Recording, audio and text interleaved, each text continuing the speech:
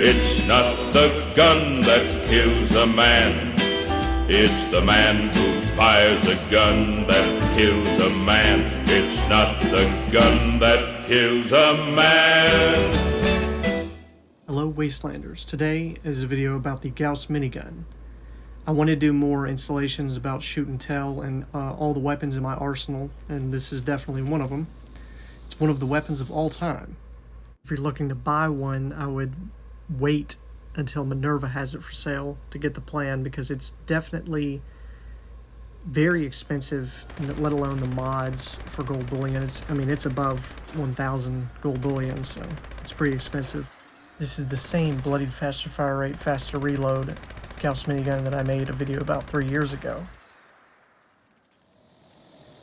For anyone that's Vanguard or Juggernauts, do not recommend because it consumes ammo. Just because Vanguards and, Juggernauts doesn't tend to do as much damage as Unyielding and Bloodied. But it took quite a couple of rolls to get this bad boy, but this is probably peak. If you're Bloodied, I wouldn't know what a Juggernauts or any other build would prefer, but that's the best one for at least my playstyle. It does shred, and with my build it does a lot of damage. It did a lot more before one Wasteland, and you can tell the comparison in the video that I made about 3 years ago. It's incredible. Because I have the prime receiver mod on it, it's very expensive. It uses ultrasight ammunition, and that is very costly and also very heavy. I have about 10,000 rounds on my character with all of the ammo weight reduction perks, and it still rounds out at about 40 pounds, so it's extremely heavy. Unless you're using the other weapons that do require that ammo, like Gauss rifles, Gauss shotgun, Gauss pistol, and you use the receiver that corresponds with it, I don't think it's worth it at all. If you don't plan on using the prime capacitor, I would recommend the Tesla Dynamo. It adds some electrical damage, and it will take away the explosion damage that the prime capacitor does add. When it comes to the barrel mod and the penta barrel and the hex barrel, I would just say whatever your play style is, because it doesn't really change the weapon itself that much other than fire rate and overall slight damage changes just because of the fire rate increase. It only adds the explosion when it's the ultrasight variety. So don't expect just because it's a Gauss rifle it will have bullets explode. It will not.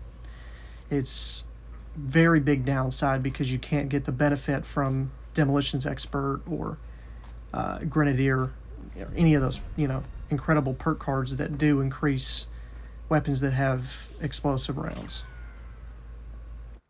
The return ammo is greatly diminished.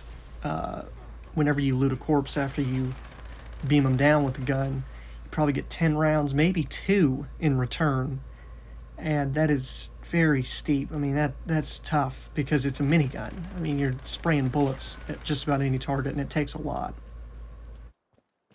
And another thing, if you can't tell, probably I'm gonna do a little estimate here. Probably about 75% of the screen is taken up by this gun. It's huge in first person, especially on console, because we don't have a field of view slider, which I would really like to have. I would like that, Todd. I would very much like that.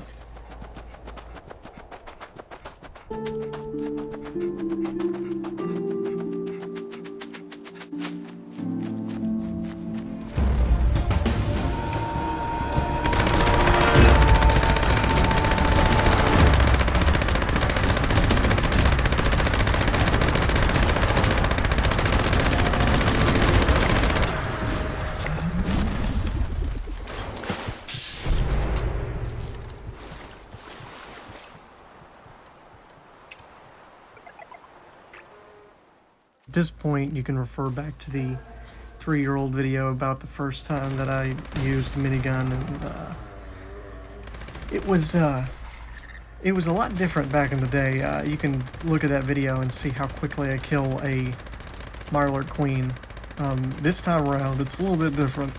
After one wasteland, they've kind of rebalanced everything, so this happens. I'm so happy, oh, happy go lucky me. I just go my way, living every day. I don't worry don't agree. Things that bother you never bother me. Bored. Go back to the chess club. Who's laughing at? As you can see, this thing is a little sluggish whenever it comes to taking out the Mirelurk Queen, but mainly flesh targets and, you know, little squishy targets are pretty easy to take down. Mole miners, ghouls, anything that's really has a very low ballistic resistance, and especially because this is partially energy and ballistic, it tears right through them. Like I showed in the tips and tricks video that I made, it is very important that your weapon is economic, and this one is far from it. I would prefer just using the Gauss rifle and trying to farm ammo up for this thing if you are using it.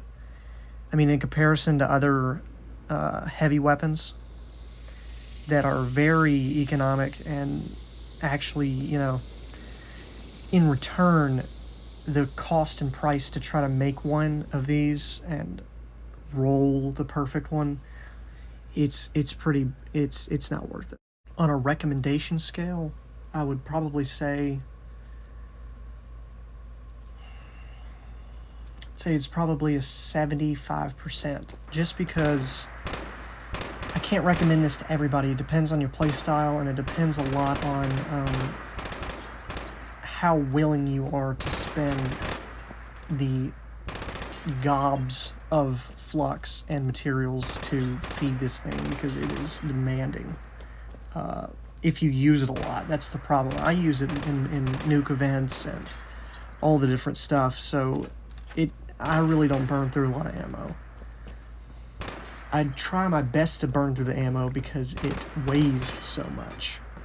I don't use it as much as I should just because I can't even see in first person. I prefer to shoot in first person. It's, you know, you want to see the gun.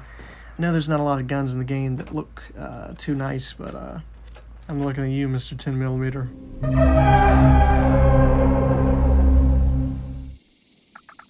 My main argument with it, in comparison to the weapons that were currently in the game when I did make the video, were, you know, legacies.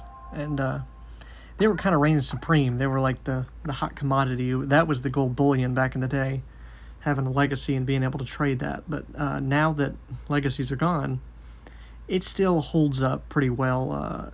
It's its own legacy, and it definitely it dishes out some damage.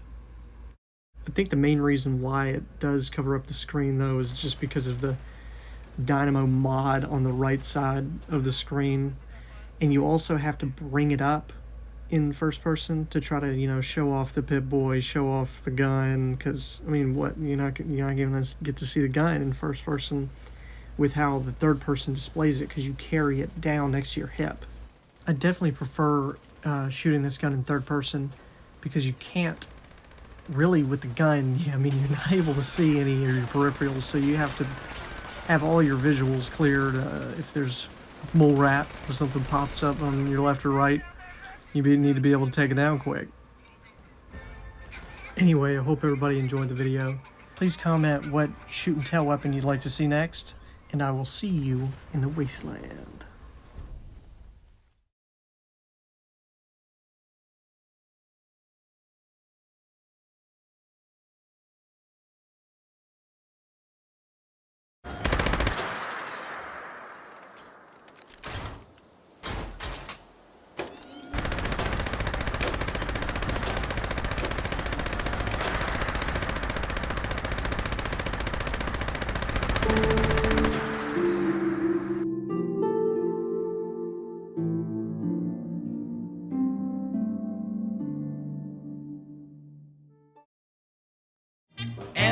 yourself, enjoy yourself. It's later than you think.